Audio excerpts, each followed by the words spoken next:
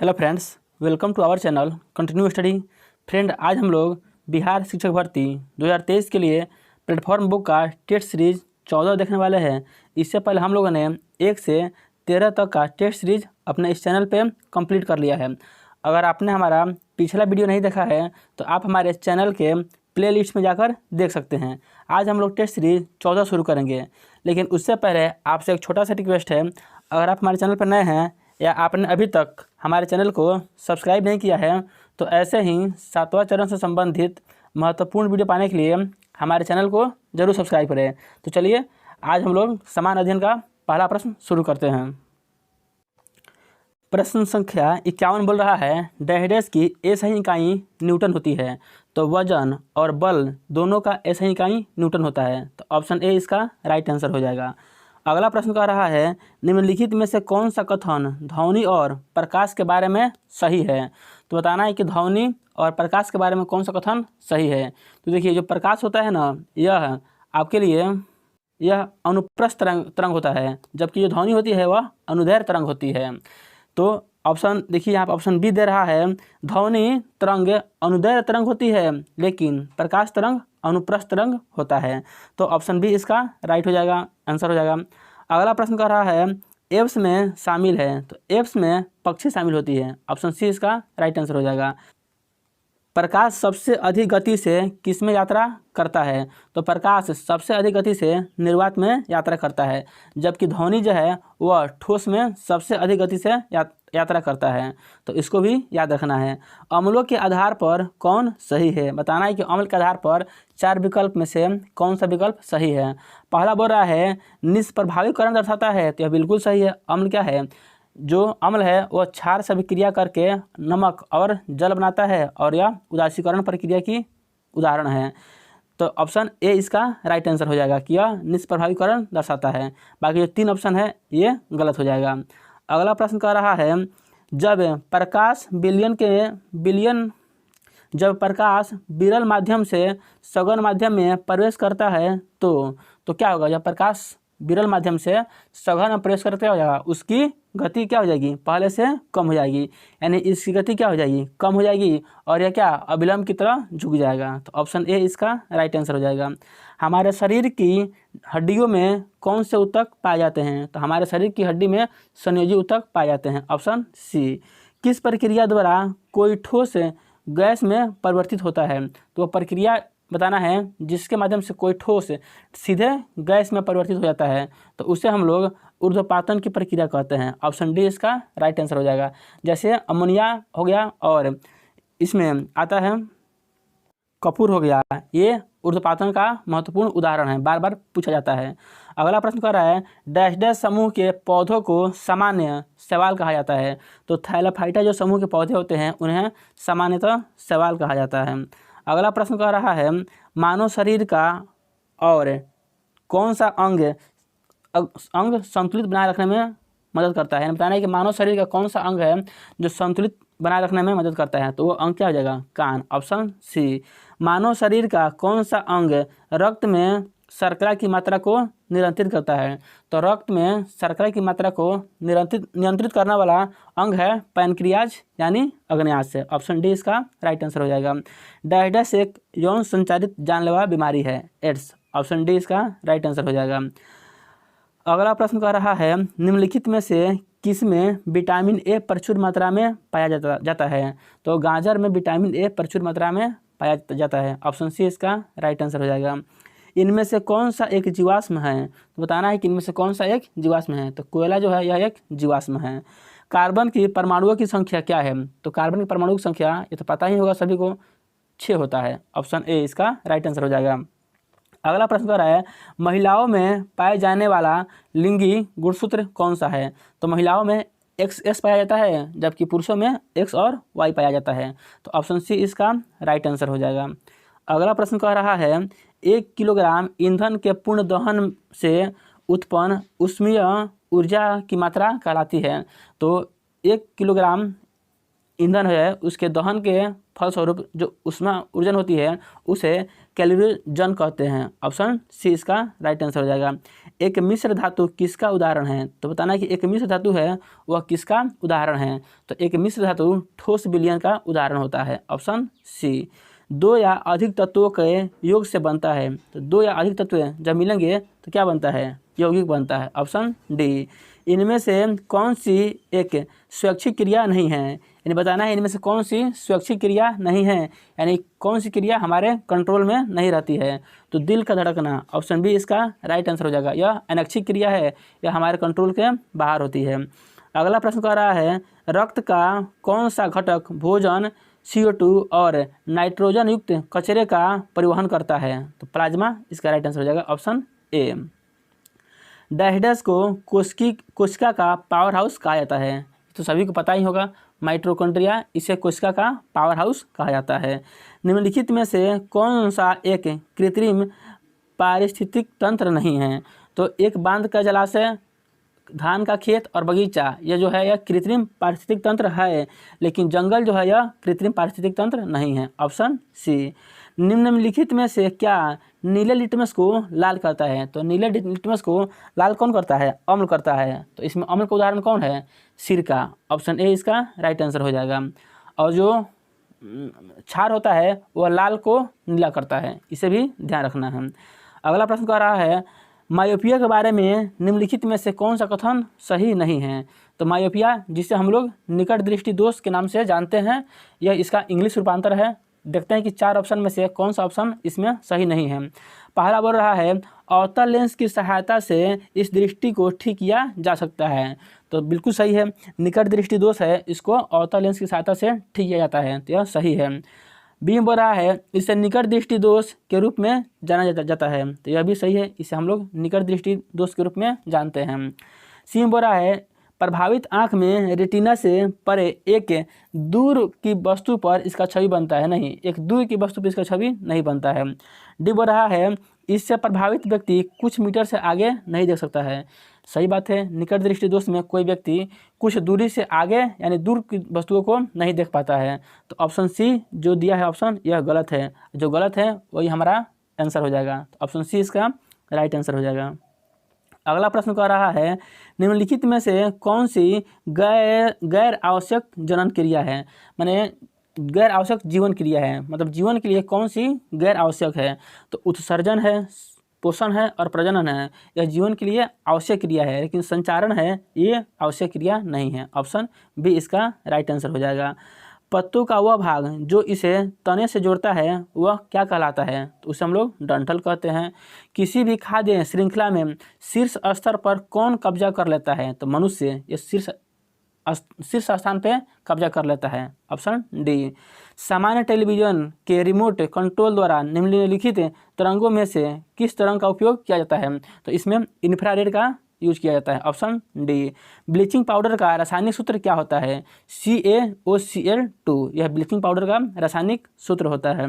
Dash का व्यापक रूप से ईंधन के रूप में उपयोग किया जाता है और वह दबे हुए प्राकृतिक गैस का एक प्रमुख घटक है, तो इसे हम लोग मीथेन कहते हैं। ऑप्शन सी इसका राइट आंसर हो जाएगा।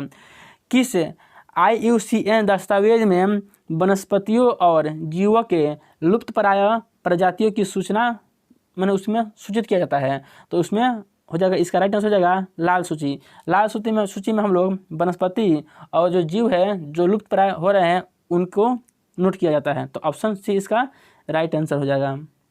अगला प्रश्न कह रहा है कुछ दिनों के बाद पीतल और कांस्य की मूर्तियाँ जो है वह हरी हो जाती है, उसका कारण है संचारण। Option A. वह जंतु कौन सा है जो अपने कानों को अलग अलग दिशाओं में बहुत अधिक घुमा लेता है, जो बाहर की ध्वनि सुनने को इकट्ठा करने में उसे सहायता करता है? तो यह सीटेट का बहुत ही फेमस प्रश्न है, इसका सही उत्तर हो जाएगा ऑप्शन डी बाघ। अगला प्रश्न कह रहा है, यह भी प्रश्न सीटेट में पूछा हुआ है 85 नंबर।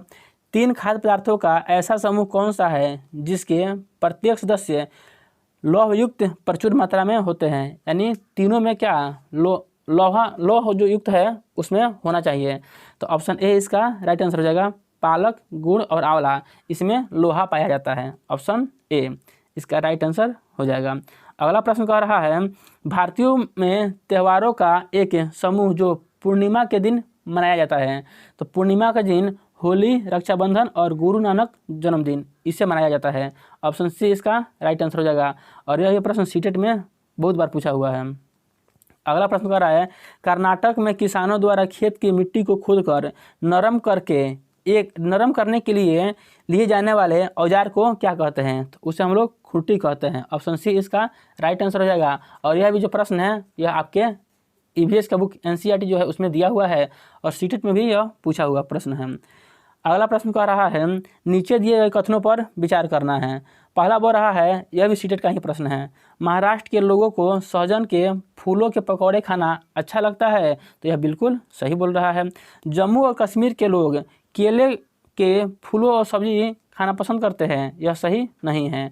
बी बोल रहा है उत्तर प्रदेश में रहने वाले लोगों को कचनार के फूलों की सब्जी पसंद है। तो यह भी सही है। तो 1 और 3 सही है। तो इसमें कूट हो जाएगा ऑप्शन डी, 1 और 3 सही है। अगला प्रश्न कह रहा है निम्नलिखित रोगों में से कौन सा रोग टाइगर मच्छरों द्वारा संचारित नहीं होता है? तो पित्त ज्वर, डेंगू और चिकनगुनिया यह होता है, जबकि जापानी एंसेफेलाइटिस यह नहीं होता है। तो ऑप्शन डी इसका राइट आंसर हो जाएगा। अगला प्रश्न कह रहा है निम्न में से कौन सा मस्तिष्क का सबसे बड़ा हिस्सा है? तो मस्तिष्क का सबसे बड़ा हिस्सा होता है सेरेब्रम। कौन होता है? सेरेब्रम।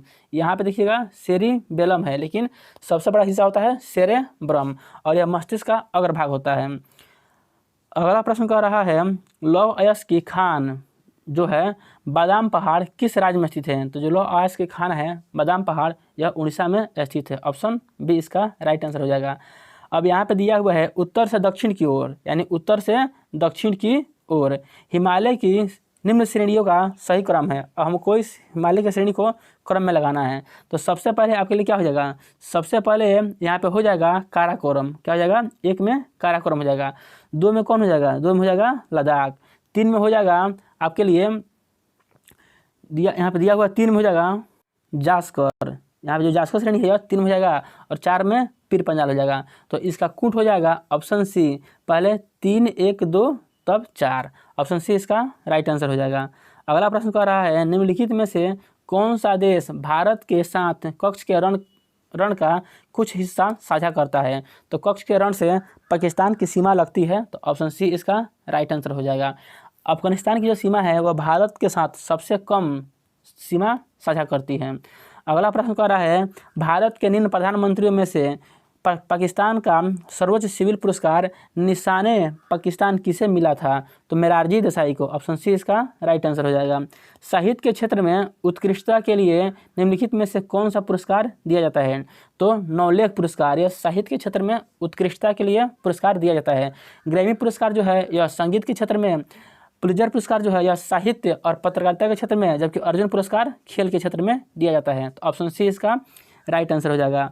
अब यहाँ पे दिया है मिलान करना है और कूट से आंसर चूज करना है कौन सही होगा। पहला दे रहा है यहाँ पे बुकर जो विजेता हैं उनका नाम दिया है और यहाँ पे उनकी उपन्यास का नाम दिया हुआ है। Arundhati Roy the God of small things यह इन्होंने लिखा है, तो सही हो जाएगा। Kiran Desai the inheritance of loss यह भी सही है, इन्होंने ही लिखा है।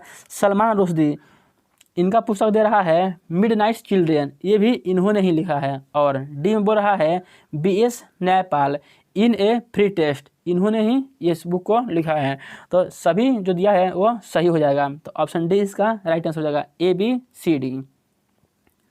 अगला प्रश्न कह रहा है पहला US टेनिस टूर्नामेंट किस वर्ष आयोजित किया गया था?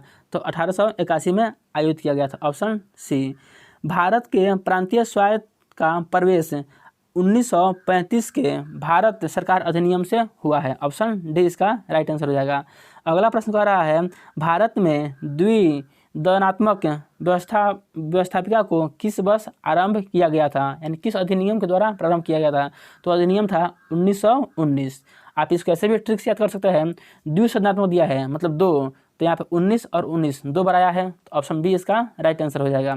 अगला प्रश्न कह रहा है प्राचीन काल का महान विधि निर्माता कौन थे? तो प्राचीन काल के महान विधि निर्माता मनु को कहा जाता है और आधुनिक काल का महान विधि निर्माता डॉक्टर भीमराव अंबेडकर को कहा जाता है और इनकी तुलना मनु से की गई है और हमारी सबसे प्राचीन स्मृति मनु स्मृति ही है, तो ये भी ध्यान रखना है। अगला प्रश्न कह रहा है दलित वर्गों का संघ स्थापित किया गया था? तो भीमराव अंबेडकर द्वारा। ऑप्शन ए इसका राइट आंसर हो जाएगा। निम्नलिखित में से कौन सा त्यौहार जो है सूर्य भगवान और उनकी पत्नी उषा को समर्पित है? तो छठ का त्यौहार। ऑप्शन ए इसका राइट आंसर हो जाएगा। अगला प्रश्न कह रहा है निम्नलिखित में से पारिस्थितिक तंत्र का किसे कृत्रिम रूप में वर्गीकृत नहीं किया जा सकता है? तो जो वर्गीकृत किया जा सकता है यानी कृत्रिम रूप में किसे वर्गीकृत किया जा सकता है? तो गार्डन है, इसे कृत्रिम रूप में वर्गीकृत किया जा सकता है। सिंधु नदी ग्रेट इंडियन डेजर्ट के डैश में है। तो सिंधु नदी जो है वो ग्रेट इंडियन डेजर्ट यानी थार मरुस्थल के किस दिशा में है? तो यह पश्चिम दिशा में है। ऑप्शन डी इसका राइट आंसर हो जाएगा। अगला प्रश्न कह रहा है निम्नलिखित में से कौन सा शुद्ध घरेलू उत्पाद की अवधारणा का सबसे अच्छा निरूपण करता है? तो जीडीपी माइनस मूल्यह्रास। ऑप्शन सी इसका राइट आंसर हो जाएगा। आगरा नगर की स्थापना की थी? तो बताना है आगरा नगर की स्थापना किसने की थी? सिकंदर लोदी ने। ऑप्शन डी इसका राइट आंसर हो जाएगा। फिरोज तुगलक, इसके बारे में याद रखना है, इन्होंने ब्राह्मणों से भी जजिया कर लिया था और यह सबसे ज़्यादा दिल्ली सल्तनत के अंतर्गत नहरों का निर्माण कराया था और यह फलों के वृक्ष लगवाने के लिए भी प्रसिद्ध है, तो इसको भी याद रखना है। अगला प्रश्न कह रहा है प्राचीन स्मारक संरक्षक एक्ट को किस वायसराय के कार्यकाल में पारित किया गया था? तो लॉर्ड कर्जन। ऑप्शन सी इसका राइट आंसर हो जाएगा। और लॉर्ड कर्जन जो है यह बंगाल विभाजन के लिए इनको जाना जाता है। इनका कार्यकाल था 1899 से लेकर 1905 तक का। अबुल फजल के हत्यारे को पुरस्कृत किया था जहांगीर ने। निम्नलिखित में से सही जोड़ा मिलान करना है, तो यहाँ पे दिया हुआ है। पहला बोल रहा है 1950-64 के दौरान भारत की विदेश नीति का लक्ष्य, तो इसका मिलान ऑप्शन इधर 2 से हो जाएगा। क्षेत्रीय अखंडता और संप्रभुता की रक्षा तथा आर्थिक विकास। उसको से पंचशील बोल रहा है शांतिपूर्ण सह अस्तित्व के 5 सिद्धांत, इसका हो जाएगा ऑप्शन 3 से। बांडुंग सम्मेलन, तो इसका हो जाएगा इसकी परिणति गुटनिरपेक्ष आंदोलन में हुई, इसका 4 से हो जाएगा। जो 1 बच गया दलाई लामा, इसका हो जाएगा ऑप्शन ए से। तिब्बत का धार्मिक नेता जो सीमा पार करके भारत में चले आए, तो इसका सही उत्तर हो जाएगा कूट ए। अगला प्रश्न कह रहा है मालदीव की आधिकारिक भाषा क्या है? विदेही। ऑप्शन ए इसका राइट आंसर हो जाएगा। नैपिडो निम्नलिखित में से किस भारतीय समवर्ती देश की राजधानी है? म्यांमार की। Option C. द्वितीय विश्व युद्ध किस वर्ष प्रारंभ हुआ था? यह 1939 में प्रारंभ हुआ था और 1945 तक चला था, तो ऑप्शन बी इसका राइट आंसर हो जाएगा। बिहार पंचायत राज अधिनियम 1906 की धारा 90 की उपधारा 1 के अधीन कौन सी संस्था की स्थापना की गई? तो ग्राम कचहरी की। ऑप्शन सी इसका राइट आंसर हो जाएगा। प्रधानमंत्री ग्रामीण डिजिटल साक्षरता अभियान की शुरुआत की गई, तो इसकी शुरुआत 2017 से की गई। ऑप्शन ए इसका राइट आंसर हो जाएगा। बिहार के गांवों तक वैज्ञानिक खेती को प्रभावी एवं गहरी पहुंच के लिए कौन सा योजना प्रारंभ किया गया? मेरा गांव मेरा गौरव। ऑप्शन बी इसका राइट आंसर हो जाएगा। पंचायती राज व्यवस्था प्रारंभ करने से पूर्व गांव के लिए सर्वांगीण विकास के लिए कौन सी कार्यक्रम योजना चलाया गया था? तो सामुदायिक विकास कार्यक्रम और राष्ट्रीय विस्तार सेवा दोनों चलाया गया था, तो ऑप्शन सी इसका राइट आंसर हो जाएगा। अगला प्रश्न बोल रहा है भारत के उच्च न्यायालय का आदर्श वाक्य क्या है? तो यह तो धर्मतस्तु जय, यानी जहाँ धर्म है वहाँ विजय है। ऑप्शन सी इसका राइट आंसर हो जाएगा। अरुण वरुण और तमूर नदियाँ डैश नदी का हिस्सा है, तो यह कोसी नदी प्रणाली का हिस्सा है। Option D. दीफू दारा कहाँ अवस्थित है? तो यह दारा जो है वह अरुणाचल प्रदेश में अवस्थित है। यह चीन के साथ भारत और म्यांमार के साथ साझा करता है अपना हिस्सा। अगला प्रश्न कह रहा है भारत की संसद में पहला लोकपाल विधेयक कब पेश किया गया था? 1968 में। ऑप्शन बी इसका राइट आंसर हो जाएगा। अगला प्रश्न कह रहा है निम्नलिखित में से कौन सा प्रत्यक्ष लोकतंत्र का साधन नहीं है? तो जेरीमेंडरिंग यह प्रत्यक्ष लोकतंत्र का साधन नहीं है, बाकी जो 3 है वह लोकतंत्र का साधन है। अगला प्रश्न कह रहा है निम्न में से कौन सा प्रत्यक्ष कर का उदाहरण नहीं है। तो बताना है कौन प्रत्यक्ष कर का उदाहरण नहीं है। संपत्ति कर, व्यवसाय कर, आय कर, ये प्रत्यक्ष कर का उदाहरण है, जबकि वस्तु और सेवाओं पर जो कर है यह प्रत्यक्ष कर का उदाहरण नहीं है। तो ऑप्शन डी इसका राइट आंसर हो जाएगा। अगला प्रश्न कह रहा है 1911 के विद्रोह का क्या परिणाम हुआ। चीन में जो 1911 में विद्रोह हुआ उसका यह परिणाम हुआ कि एक गणतंत्र की स्थापना की गई। तो ऑप्शन ए इसका राइट आंसर हो जाएगा। अगला प्रश्न कह रहा है निम्नलिखित नदियों में से किसका उद्गम भारत में नहीं है। तो सतलज नदी है, इसका उद्गम भारत में नहीं होता है। मरणोपरांत प्रथम भारत रत्न किन्हें दिया गया था। तो मरणोपरांत सबसे पहले भारत रत्न लाल बहादुर शास्त्री को दिया गया था। Option D. एक चैत्र प्रायः पड़ता है किस दिन को। तो यह 22 मार्च को पड़ता है, तो इसे ध्यान रखना है। और 22 मार्च को ही हमारा बिहार दिवस मनाया जाता है। 8 मार्च को महिला दिवस मनाया जाता है, इसको भी ध्यान रखना है।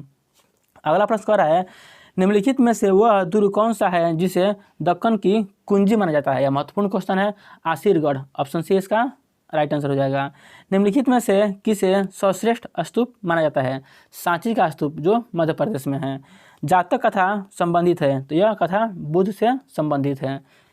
अगला प्रश्न कह रहा है दारा सिकोह ने फारसी भाषा में उपनिषद को किस शीर्षक से अनुवाद किया था। तो इन्होंने उपनिषद को सिर अकबर के नाम से क्या किया था, इसका अनुवाद किया था। तो ऑप्शन बी इसका राइट आंसर हो जाएगा। अब यहाँ पे दिया है सुमेलित करना है। एक तरफ यहाँ पे संगीत कर दिया है और दूसरी तरफ इनका वाद्य यंत्र, यानी वो किससे संबंधित थे, कौन से वाद्य यंत्र बजाते थे उसको दिया है। सबसे पहले दिया है पन्नालाल घोष, तो इनका हो जाएगा बांसुरी, ऑप्शन 4 से हो जाएगा। फिर बोल रहा है पालाधार रघु, ये मृदंग बजाते थे, ऑप्शन डी हो जाएगा, 3 हो जाएगा। फिर लतीफ़ खान, ये तबला के लिए प्रसिद्ध थे। और अंत बच गया एस बालचंदन, तो ये बीड़ा बजाते थे। तो इसका कुंड देखेंगे तो इसका सही कुंड हो जाएगा ऑप्शन 4 डी। अगला प्रश्न है मराठी पक्ष का बहिष्कृत भारत किसने आरंभ किया था। Bhimrao Ambedkar, option B. किसने कहा था इस निर्णय से इनकार करना कठिन है कि तथाकथित 1857 का विद्रोह राष्ट्रीय स्वतंत्रता संग्राम न तो प्रथम था न ही राष्ट्रीय था, न ही स्वतंत्रता संग्राम था। तो ये कथन आरसी मजूमदार का है, ऑप्शन बी इसको याद रखना है। और एक आता है कथन बहुत प्रसिद्ध है कि यह राष्ट्रीय विद्रोह था, तो ये कथन डिजरायली ने कहा है, इसको भी याद रखिएगा। अगला प्रश्न कर रहा है व्यापार के लिए भारत आने वाले यूरोपीय लोगों में प्रथम कौन थे। तो प्रथम पुर्तगाली थे, ऑप्शन डी इसका राइट आंसर हो जाएगा। अगला प्रश्न कह रहा है किसने कहा है राजनीति कानूनी तौर पर यह स्पष्ट करती है कि हमें क्या करना चाहिए क्या नहीं। तो यह अरस्तू का कथन है, ऑप्शन बी। अगला प्रश्न कह रहा है यह किसका कथन है कि अकबर के शासन में इलाहाबाद में 40 स्तंभ युक्त मंजिल का निर्माण में 5000 से 20,000 लोगों ने 40 साल तक काम किया था। तो यह कथन जो है विलियम फिंच का कथन है, तो ऑप्शन सी इसका राइट आंसर हो जाएगा। अकबर द्वारा 1567 में चित्तौड़ पर आक्रमण के समय मेवाड़ के शासक कौन थे। तो इसका सही उत्तर हो जाएगा ऑप्शन सी महाराणा प्रताप।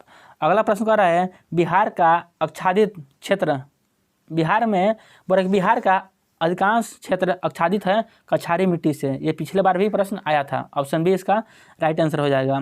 भारत में श्वेत क्रांति के जनक के तौर पर कौन जाने जाते हैं। Doctor Verghese Kurien, option B इसका राइट आंसर हो जाएगा। निम्नलिखित में से किसके नेतृत्व में द मदरलैंड नामक अखबार का कार्य संपन्न किया गया था। तो बताना है कि किनके नेतृत्व में द मदरलैंड नामक अखबार संपन्न किया गया था।